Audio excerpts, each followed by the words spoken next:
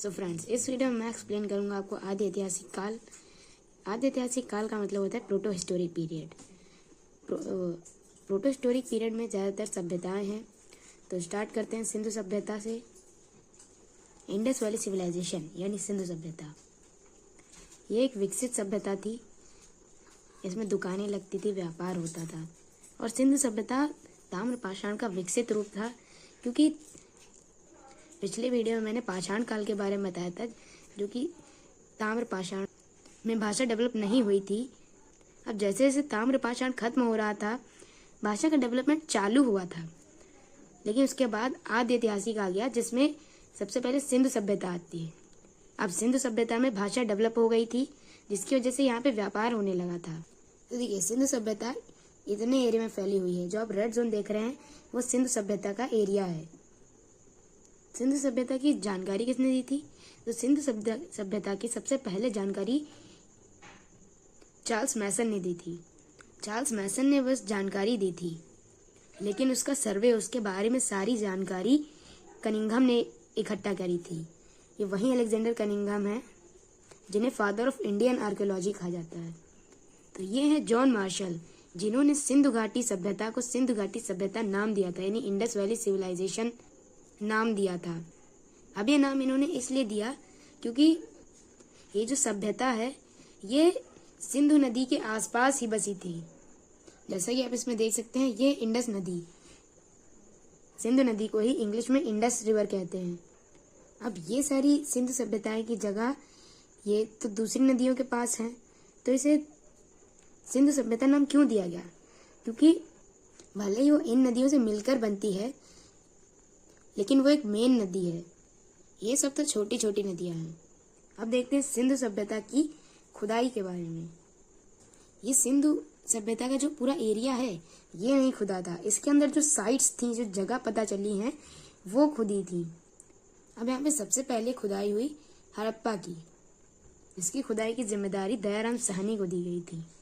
इसकी खुदाई हुई थी सन 1921 में, यानी ईयर 1921 में। अब सिंधु सभ्यता की इतनी सारी जगहों में से सबसे पहले हड़प्पा की खुदाई हुई थी, इसीलिए सिंधु सभ्यता का दूसरा नाम हड़प्पा सभ्यता है। अब ये जो आप साइट देख रहे हैं ये है हड़प्पा की साइट। अब यहाँ से क्या क्या मिला उसके बारे में देख लेते हैं। तो यहाँ से एक अन्नागार जिसमें खाना रखते हैं उसे अन्नागार कहते हैं, और एक श्रमिक आवास और ऐसे मिट्टी के बर्तन मिले। और यहाँ पे एक RS-37 नाम का कब्रिस्तान मिला है। अब दूसरी जगह पे आ जाते हैं, जो कि है मोहनजोदारो। हड़प्पा के बाद दूसरी खुदाई हुई इसकी मोहनजोदारो की, और मोहनजोदारो की खुदाई राखलदास बनर्जी ने की 1922 में, यानी 1922। यहाँ से चीज़ें मिली हैं, जैसे विशाल अन्नागार जो कि खाना स्टोर करने वाला होता है, और एक विशाल पोखरा जिसे स्नानागार यानी स्विमिंग पूल कहते हैं, जैसा कि आप देख सकते हैं।